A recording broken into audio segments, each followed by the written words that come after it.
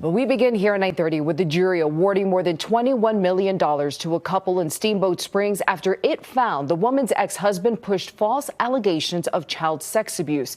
But here who still has custody of the kids. For the first time after winning a massive $21 million defamation verdict, a Steamboat Springs couple is sharing their story exclusively with the Problem Solvers. Investigative reporter Rob Lowe with a case where a jury found parental alienation on steroids. The day after Cindy Hayek and Kenny Hamp got engaged, they say her ex-husband began manipulating the child welfare system by having Kenny accused of sexually abusing one of the boys. Kenny would be arrested, Cindy would lose custody, and more than 3 years later, she still has not spoken to her 3 kids, even though a jury now says it was all bogus, made-up allegations pushed by an ex-husband who's been ordered to pay a staggering amount of money.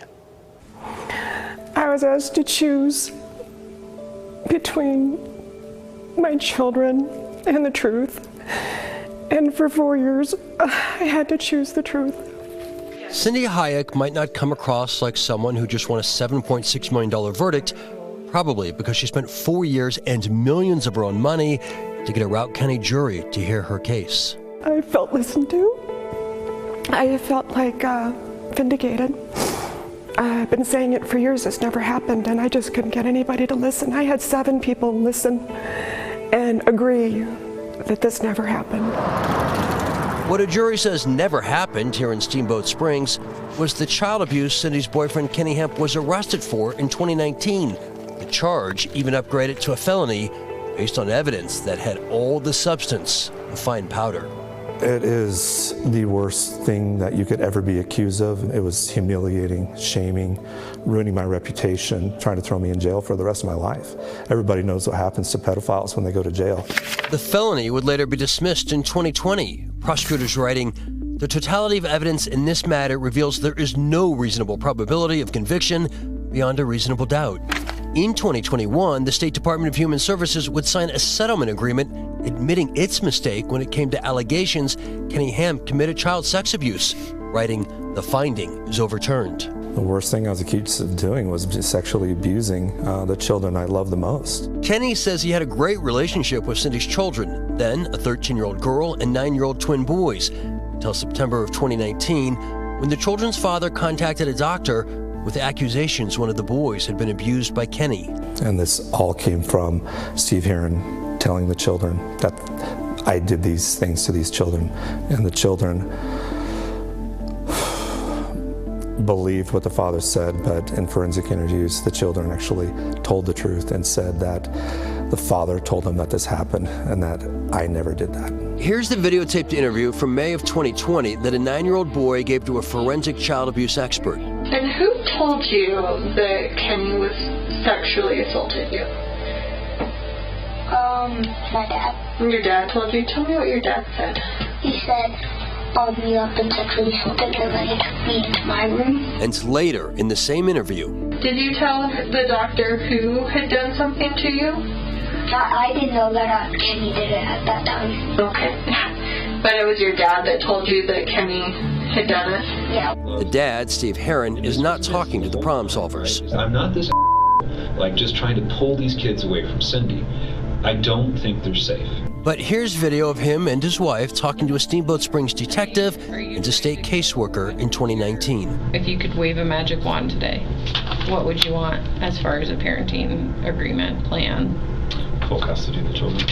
Full decision-making authority. Okay. A jury would determine Herron was feeding the detective a false narrative of child sex abuse in order to win full custody of his 3 kids. And so it's a misdemeanor 1. It's not the sex assault that I think, that I want to try and get. I would hug you right now. Herron would make it clear he wanted a felony charge to win full custody of the kids, which is exactly what later happened, allowing him to relocate the children to Maui, Hawaii in the summer of 2021. The kids are now 13 and 17. You made my day, brother. And you're on the Christmas card list right now. This was the most obvious, malicious, and calculated scenario of child weaponization that I've ever seen. Chris Decker is Kenny Hamp's attorney. He helped convince a jury to award Kenny more than $13.6 million for defamation after the jury concluded there never was any child sex abuse. Here's what the medical director of the child protection team at Children's Hospital Colorado wrote. In summary, neither the documentation from child's multiple medical examinations nor the images taken by Mr. Herron provide any evidence that can be attributed to or support the allegations of child sex abuse assault.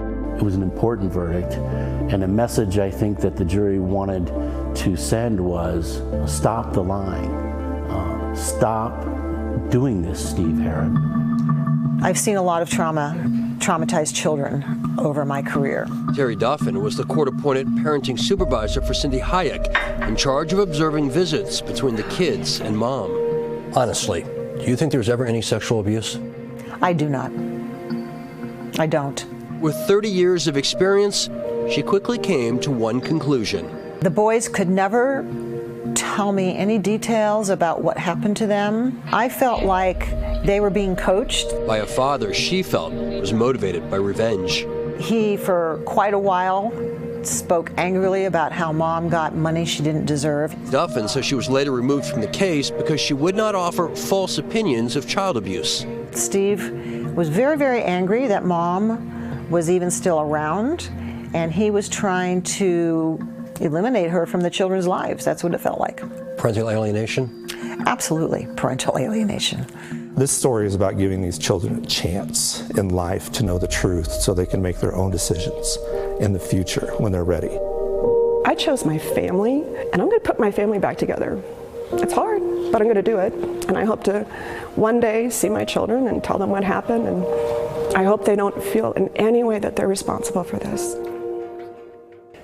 Even with this $21 million verdict, even if the criminal charges dismissed and the social service findings reversed, the family court still hasn't reversed its findings. So Cindy plans to file a new motion. She's not even seeking custody. She's seeking reintegration therapy so that, as you heard her say, she can start putting her family back together. Rob Lowe, Fox 31.